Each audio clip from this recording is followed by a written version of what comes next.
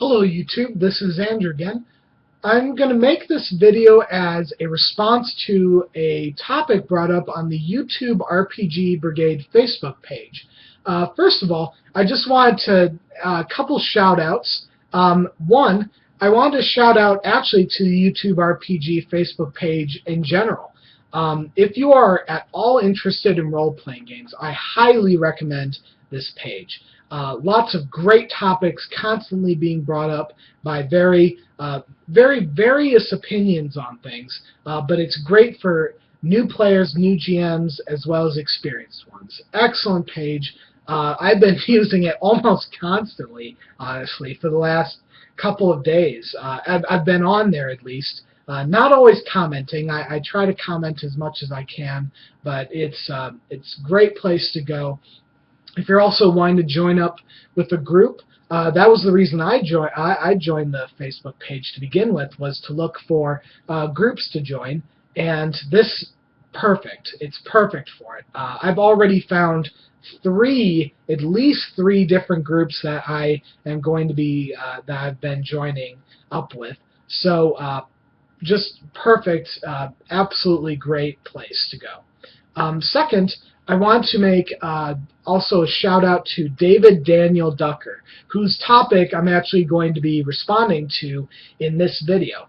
David Daniel Ducker's his YouTube channel is great stuff. I love the way the style of his videos, and I love his content is great, very thought-provoking stuff about, being, advice for being a better GM, being a better player.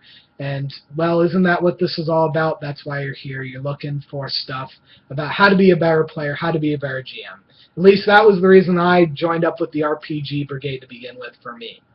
So, getting to the topic. The topic is regarding players who... Do you ever have, as a GM, do you ever have players who are just totally off the wall in terms of, instead of sticking to any sort of logical plan that would make sense, they just do something completely different, something crazy. So, the group over here has plan A and plan B. He has plan L all the way over there. He's just off the wall. And everyone's had that sort of person. But this video is going to be a little bit different. I'm going to be talking about an experience where, I thought a player was going to go one way. He went a completely different direction. It taught me a lot. So this was many years ago. I think it was probably about 13 or so.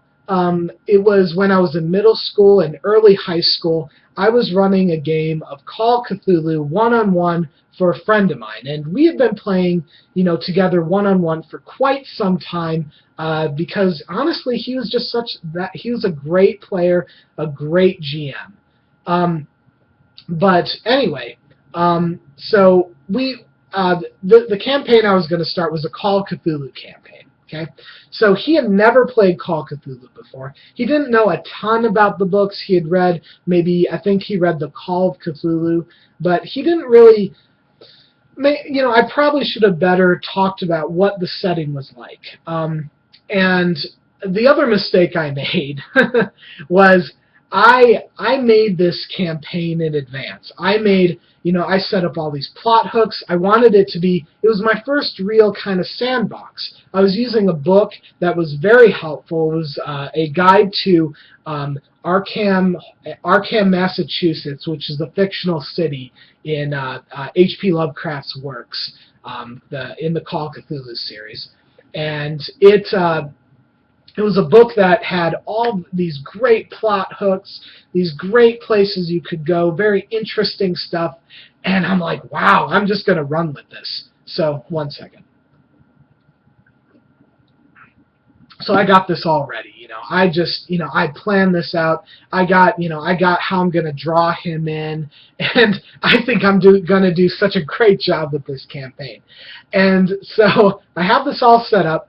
And then I'm like, okay, so let's make your character. So he makes his character, and it is not at all what I expected. It's a great character, mind you. Like, he has great background, great flavor to his character, very interesting background. He decided that he is the son of Russian immigrants to the Massachusetts area, and he is actually, his parents and him are communists. So he decides he wants to be a communist radical, and this is just like, wow, okay, you want to be a communist radical in a Call of Cthulhu setting? Well, okay, I'll see what I can do. We'll make this work. So you can see how this is probably going to go. I mean, he gets into his character. He's exploring the city of Arkham. He's a tourist, and I'm trying to insert all these interesting, like, strange occurrences that are happening over here. Maybe you want not being so direct, but hearing rumors and all this sort of stuff. But he totally obviously this was not what he wanted to do. He's not going to investigate. What he wants to do is he wants to be a communist revolutionary. So what does he do? He starts distributing propaganda. He starts printing it and distributing it. He goes into all this detail about how he's going to do it without the police noticing. He starts rallying the workers of Arkham. He gets together. He sets up meetings and rallies, and he plans out. One of the really cool parts is he then plans out a raid on the local National Guard armory. And, they had some very specific sort of stuff in the book about what's contained at this armory, and I kind of added some details. And it was just really cool. It was definitely not in the Call of Cthulhu sort of like sense of things. We didn't deal with any sort of monsters or anything like that, but it was just so cool. The story was better, I think, honestly, without it. If he had been a communist revolutionary and had gone with that, with the Call of Cthulhu stuff, it might not have worked as well. But anyway, he ended up he organized all these workers to storm the armory, and he took he took everything. So it only lasted a couple sessions, but it really taught me a lot, and it was just hilarious. I mean, the direction he took it was just so funny. I just wanted to also know if any of you guys out there had any sort of similar experiences. You carefully lay out all this stuff, and the players just totally ignore it. But that's really, I wanted to create a sandbox, and I learned this is how you do it. You go in the direction that your players want to go. You don't you maybe set up a couple of these lines, these railroad lines, to things that they're interested in, but if they're not interested in it, you just got to let it go. So anyway, I'd love to hear your comments, and of course, subscriptions and likes are always useful.